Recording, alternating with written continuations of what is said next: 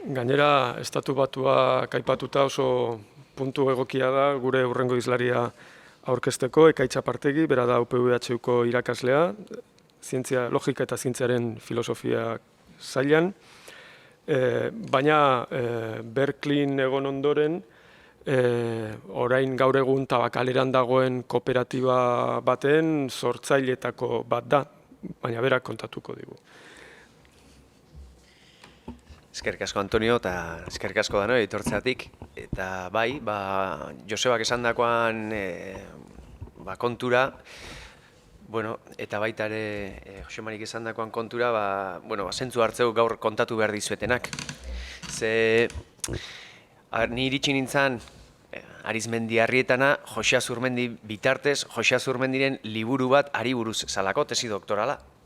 Eta nola Jose Azurmendi obra guztia irakurtzea dedikatze ginen, totxo hau ere, irakurri genuen, 1000 eta piko horri, Arizmendiarrietari buruz, letra txiki-txikian, tesi doktorala, oino harrekin, dola. Baina gero Berkeleyra joan, eta han ikusi genuen, pizzeri bat, eredu kooperatibista jarraitzen zuna, eta hau Donostiara ekarri behar dugu. Eta proiektu horretan, sartuta, kooperatiba bat sortzeko proiektuan sartuta, bigarren aldiz irakurri ginen, baina ja nola baite praktikan jartzeko asmoakin. Arizmendiarrietaren eredua eta Arizmendiarrietaren pentsamentua hobeto ezagutu praktikara eramateko. Eta ja, liburua desberdin irakurtzen da. Baita ere, milaka ordu eskaini behar zaizkio liburu honi, ondo ulertzeko. Eta horregatik gaur ez dut ezer originala esateko asmoik edo intentzioik, ez da nire asmoa zuei bildurra ematea, da nire irakurketa bat, intuizio bat, ez da originala, hor dago, edo nor esan dezake, baina kongresua aprobetxatu nahiko nuke zabaltzeko ideiatxo hori. Oso ideia simplea da. Nire ustez da Jose Azurmendik nola irakurtzen duen Arizmendiarrieta, baina izan daiteke nik nola irakurtzen duten Jose Arizmendiarrietari buruz hitz egiten. Orduan, ez dakit Joseek bere burua hor ikusten duen edo ez, edo zuek Arizmendiarrieta hobeto ezagutze zuen, dezuenak, esan dezak, agian Arizmendiarrietak etzun hori esan. Baina nik Josearen irakurketan hori ikusten dut, eta uste Arizmendiarrietak badauzkala helduleko horiek, intuizioa oso simplea da. Kooperatibak ez daukate, ez dira bere baitako balioagatik sortu behar, baizik eta baukatelako gaitasun emanzipatzaile bat, eta baukatelako gaitasuna autoeraketaren bitartez herriak, eta hau da pixka bat kontzeptu nire ustez Jose Azurmendiri interesa sortzen diona, eta agian Arizmendiarrietari ez, baina herriak adin txikiko keritik ateratzeko. Eta saiatuko naiz, kontzeptu horiek, autoeraketarena, edo adin txikikotasuna, edo herria, pixkat aztertzen, da nola dihoazten kontekstuan, ea zentzurik topatzea zuen nire interpretazio honi, ezta? Lehendabizi, liburuari buruz, El hombre kooperatibo, berentan, liburu bikaina, sobrioa, serenoa, Jose Azurmendi oso ondo irakurtzen den liburu bat, irakurri daiteke anomalia bat bezala, ze azken finean tesi doktoraloa da, gazteleraz da, Jose Azurmendi gazteleraz irakurtzen dugun okazio gutxitakoa da, eta, esate dute, enkarguz edo, edo tesi doktorala egin beharren premia, edo kaja laboralak eskatu ziolako, edo, eta orduan, pentsa dezakegu hasiera batean agian dela bigarren mailako lan bat, edo, egin zula alabeharrez, baina behin irakurtzen eta testuan sartuta kontuatzea hor sekulako ikerketa lana dagola. Sekulako dedikazioa eman ziola liburu horri, tesi doktoralari eskaintze dizkiogunak bezala, baina igertzen da buru belarri sartu zala Arizmendiarrietaren testuak ikertzea, irakurtzea, eta orain jakin izan dugunez sistematizatzea, ordenatzea, eta nola baitere artxiberoa ordenatzea. Bide batez, Arizmendiarrietaren lagunetako, hemen zuzendaria dagonez, 14 tomo horiek eukitzea eskuragarri digitalizatuta edo nolabait, eta izango litzake izugarrizko laguntza eta ekarpena.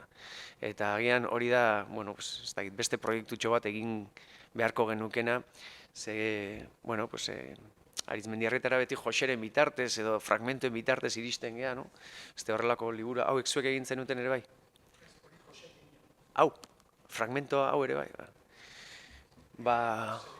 Selekzio. Bai. Begira.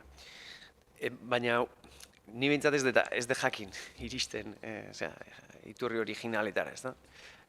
Jatorrizko testu horietara. Orduan, hor badago euskal peltsanari handi bat Arizmendiarrieta, oaingoz nahiko enigmatikoa edo zeguna ez deguna behar bezala aztertu, ez da? Eta aztertu beharko genuken, ez da?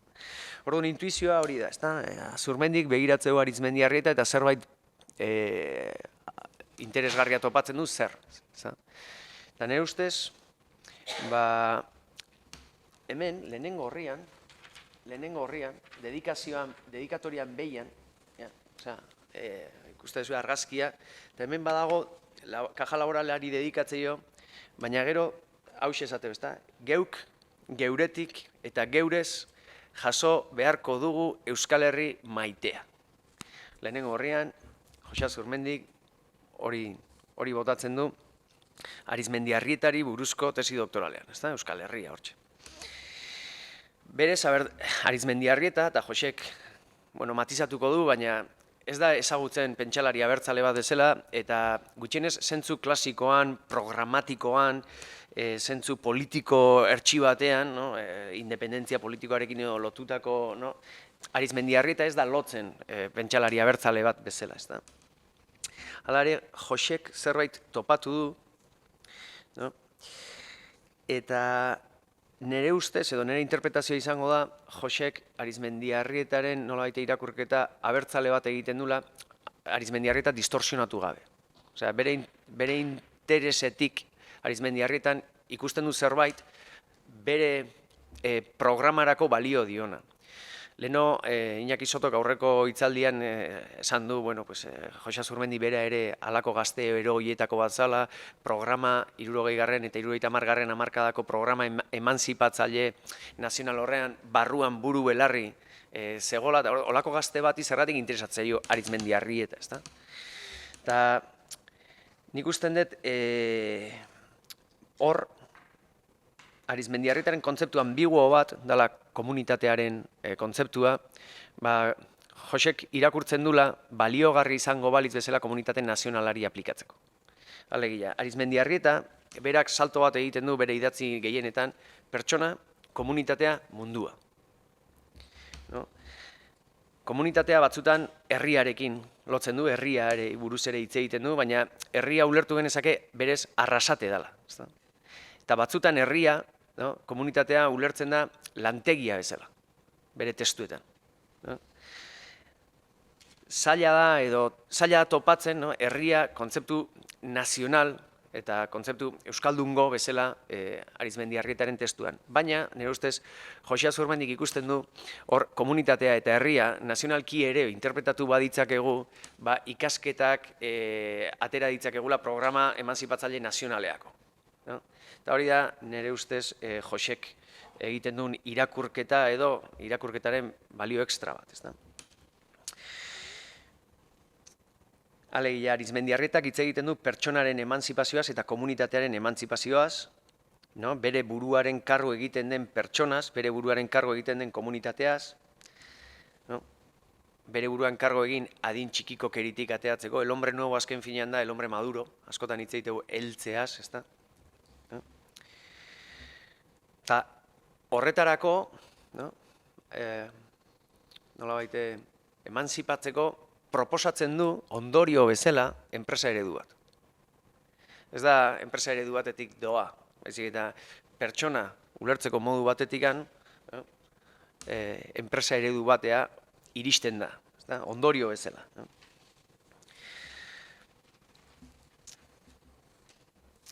Nire ustez, diferentzia dagona batean da bestean artean, komunitate naturala Josenentzat beti hiztun komunitatea, hizkuntza komunitatea dela, edo komunitate kulturala, eta horregatikan komunitate Josek berrinterpretatzen dula beti euskal komunitatea bezala, ez arrasate edo ez lantegia.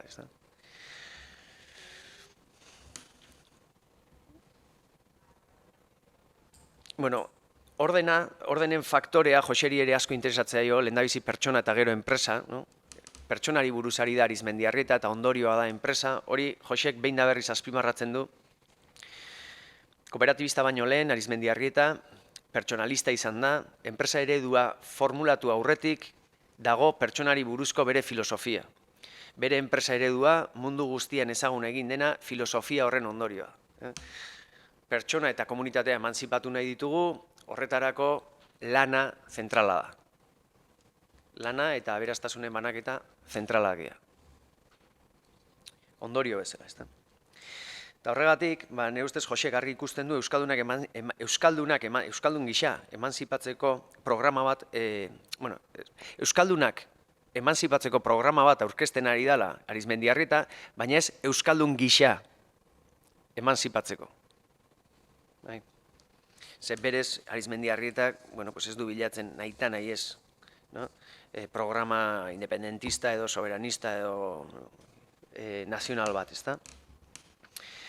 Baina Josek ikusten du Euskaldunak emantzipatuaz, alegia pertsona autoazki gisa bere kabuz pentsatzeko gai dan herri bat sortzen bada, erabakiak hartzen dituna, eta bere bizitzaren gainean bere ardurak hartzen dituna, hortikan, badagola programa soberanista bat ateratzea. Alegia, fondoan dago, bai Arizmendiarrietan eta bai Josen, askatasunaren merezidun izan askatzeko. Programa askatzaile baten barruan, aurrena askatasunaren merezidun izan, ezta? Eta askatasuna merezitu egin behar da, irabazi egin behar da, askatasuna irabazteko gai izan behar da, ezta? Eta nire ustez biek eta dauden kontekstuan, kontekstu frankistan eta garai, nola baite, herria apal dagoen garai hartan, zentzua dauka, nola baite, herriari esatea, horrena irabazi dezagun meritua, horrena irabazi dezagun horretarako gai izateko, eta horretarako, hasi bergea gure lanaren esparrua berrantolatzetik, eta hor ere, ardurak eta erabakiak gure gain gero hartuko ditugu, beste ardura politiko edo soberanio asko batzuk, ezta?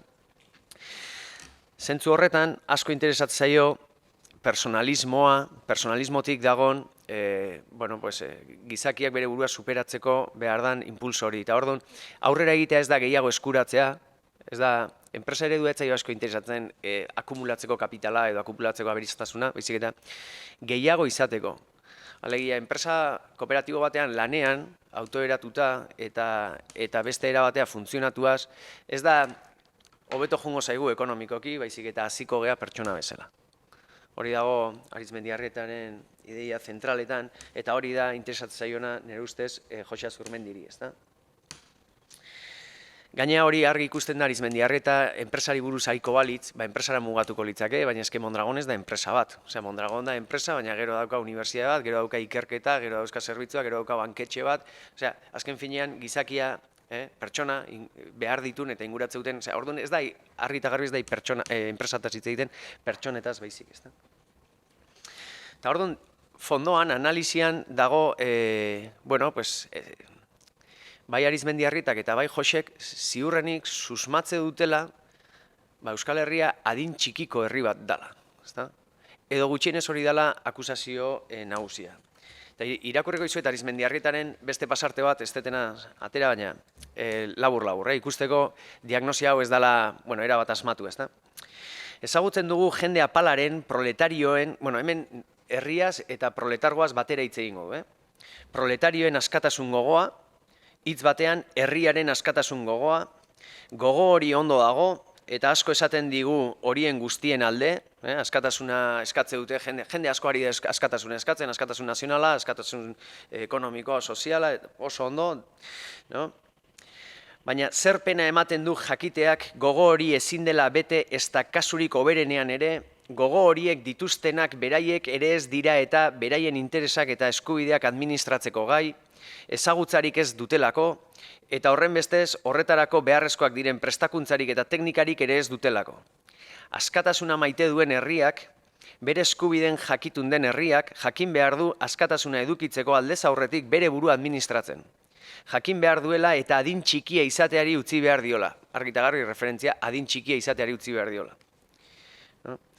Horren moduko herri bat bere prestakuntza arduratu behar da, alfabetatuta egon gabe eta jakinduriarik eduki gabe, morrontza baino ez baitu aurkituko beste modu batetan bada ere. Beraz, azken finean, lotu egiten dira, adin txikiko izatea, norbere burua administratzeko gai ez izatea eta morrontza. Orduan, gure burua administratzen ez dakigun bitartean, bai, askatasun eskatuko dugu, baina ez gea merezidun izango, ezta? Bueno, luze daukat, eta agian moztu beharko dut, ze ikusten dut denbora oso azkar dijoala aurrena, baina luze daukat, nundi datorren ideia hori adin txikikotasunak ez dutela soberania edo ez dutela sujeto izatea merezi. Hori, fondoan, dator Aristotelen zazpigarren Nikomakonen zazpigarren liburutik, azken finean, bai esklaboak, edo bai emakumeak, edo bai adin txikikoak, ez dira erabateko subjektu. Eta orduan behar dute gizonaren tutela. Beraz, gizona da arrazoia daukana, edo prudentzia, edo balioak, edo gizona da nola baite deliberazio gaitasuna daukana, eta entendimentua, eta badakina, egoerak irakurtzen. Eta hori ez daukatenez besteek, adin txikikoek, edo emakumeek, edo esklabuek, bere posizioa, posizio natural bada. Haien gainetik egotea posizio natural bada. Beraz, jerarkia, botere jerarkiak naturalizatu egiten dira arrazoien diferentzien, ezta? Hori tradizio oso luzea dauka, ezta? Ez daukazue askatasunik merezi ez dezuelako, zergatik ez dezue merezi tontuagoak zaztelako, behar dezue listuago da norbait, tradizio luzea dauka, baina frankismoan, frankismo garaian, gizarte horretan, Miranderea inbeste kejatzen zen giro horretan, langileria eta herriko jendea eta ikusita, eta zaila da, adin txikiko herri bat zan, edo adin txikiko herri bat gea, ez da erantzun erresa daukan galdera bat, pixka bat atzera eginda, frankismotik atzera eginda eta 19. mendeko nazionalismoak eta pixka bat nola dijoan nazionalismo supremazistak eta nola garatzen dian 19. mendean ikusita arrazakeriaren funtzioa da, badakigu fondoan gizaki guztiak arrazoiz berdinak edo antzeakoak gehala, beraz desberdintasunak arrazoian ez dira jaiotzetik datozenak, baizik eta kulturalki datozkiunak. Eta arrazakeria da forma bat, esateko, herri batzuk bestean gainetik daudela, kulturalki batzuk produzitzea dituzten herritarrak morrontzarako produzituak dialako eta beste batzuk agintea eukitzeko. Hori da arrazakeriaren, beste nola baite funtziotako bat, baina da Aristoteleren variante bat, arrazoiaren unibertsaltasuna onartzen den kontekstu batean. Aldaketak, desberdintasun kulturalak dakartzate desberdintasunak razionaltasun tipoetan. Batzuk egokiak laneako, eta beste batzuk egokiak agintzeko. Eta orduan, desoreka horiek, naturalizatu iteia kultura naturalizatzean bitartez. Euskaldunak berez dia, baserritar, arlote, bertsolari, eta orduan berez behar dute castellano ilustratuaren entendimentua, beraientzako hoberena dan erabakiak hartzeko, ze arlote horiek ez dia bere burua administratzeko gai. Arrazakeria kultural hori ez da nolabait diskurso arrazista huts bat. Osea, sartuta dago baita ere diskurso liberaletan. Eta Jose Azurmendik hori ere aztertu du. Aztertu du, adibidez, Ortega y Gasseten pentsamentu, digamos, liberala, ez genukela arrazistatzat joko, baina nola iskutatzen den arrazakeri kultural hori, gutxiesteko kultura batzuk, euskaldunak adibidez, baita ere andaluzak, baita ere txinoak, no? Ortega Gasseten kasuan, esateko, berez, kultura horiek produzitzen dituzten izaki tipoak morrontzarako egokiak dian gizaki tipoak diala, ezta? Irakurrikoet, Jose Azurmendiren liburu batean Ortega y Gasset nola komentatzen du, ezta? Eta horrela esaten du. Aurrena Ortega zitatuz, berak, Josek. Ser vasco es, sin más, una renuncia nativa a la expresión verbal. El misterioso pueblo vascongado posee un idioma elemental que apenas sirve para nombrar las cosas materiales y es por completo inepto para expresar la fluencia fugitiva de la vida interior. Idatzi du Ortega, esateu Josek. Los hermanos Zubiaurre aurkezpen testutxoan. Eta esateu, hori ez da Unamunoren teoria linguistikoen jarraipena soilik. Arraza ez indoeuropar guztien gauzesa, alegia, ez da Ortega y Gasset razista dela euskaldunekiko, baizik eta oroar, germanikoak edo indoeuropearrak ez dian guztia gutxi ez ditu, ezta? Orduan, ez diala gauzesa kulturarako, pentsamentu abstrakturako. Batzuetan euskaldunen laudoriotan ari dela ematen du, eta ari da nolabait. No hay tierra en España más cuidadosamente labrada, ni más limpias aldeas, ni ciudades mejor urbanizadas. El vasco acepta rápidamente los inventos mecánicos, también nota jartzeu Azurmendik, es científico edo filosóficoak, de la moderna civilización, pero a la vez conserva irreductible en su pecho el tesoro de viejísimas normas religiosas y políticas. Yo no creo que exista en Europa un pueblo de más acendrada moralidad, rectilíneo, de alma como de rostro. El vasco es una de las más nobles variaciones que en Occidente ha dejado la voluble planta de Adán, ¿no? Eta esateo gero, ondo begiratuta gorazarraren azpian juzgu ezabaketari bat eskutatzen da, ezta? Horiek denak esklabo eta morroien bertuteak dira. Orduan, arrazakeri kultural hori ez da eskutatzen diskurso razistetan. Eskutatzen da, pentsamentuaren hegemonia planteatzen duten, inkluso pentsamentu liberalenetan ere, ezta? Beste, no? Azken finean fondoan, dagon tesia oso Aristoteleaino jundaitekena, baina bere varianteak eukitune historian zehar, daude arraza konkistatzaileak, gudariak, eta gero daude herri konkistatuak, aspiratuak, baztertuak, erresume laboraria zeia. Txinatarra, andaluziarra, son culturas campesinas. Andaluza nekazari arraza da, Ortega y Gasset, aurpegiko azpegietan beretan ezagun du. Euskalduna, esa raza rural y marinera que se aferra a sus costumbres y a sus usos sin par tenacidad. Historia gabeko jendea, beste herrien zerbitzura egotekoak espiritu universalaren historian. Euskal arraza ez da indoeuropearra, ez dauka pentsamendurik, arraza andaluza ere ez, eta bar. Bueno, azken finean berak esateu. Historiaren filosofia orokor bada, Andaluziako adibidean entxeiatzen dena, herri prehistoriko marginatuen jopu herrien teoria.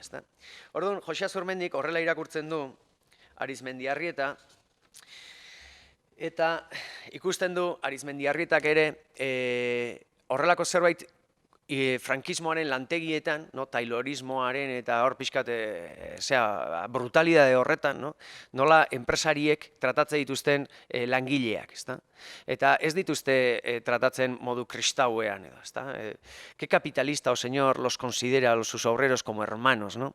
Pues si los consideraba como tales, hijos de un mismo padre, partícipes de la misma herencia y de la misma suerte común, ¿con qué conciencia se llevaría él todo lo que puede, Azken finean beha konturatzen da, bueno, pues garai hortan eta giro horretan, euskaldunai tokatu zaigula eta horrela askribitze izkibutela, gure toki subordinatu bat eta gaina justifikatzen dana gure kulturaren baitako ezaugarri esentzial bat izango balitz bezala.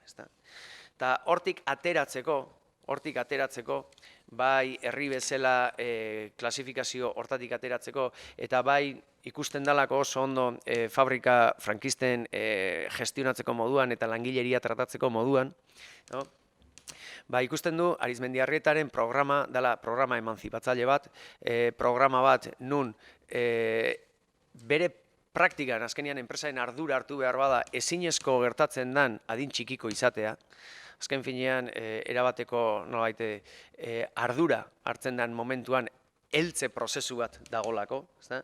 Ze azken finean autoeraketa prozesuak heltze prozesuak dira, eta hor ikusten du bide horretatik joko bagenu, alegia kooperatibak gehiago eta kooperatibakin nolabait ehundura ekonomikoa josten jungo balitz eta integratzen jungo balia langileak kooperatiben sareetara, berak ikusten du autoeraketaren bitartez herria gero eta nolabait helduagoa legokela, eta bueno, nolabait horrek egingo lukeela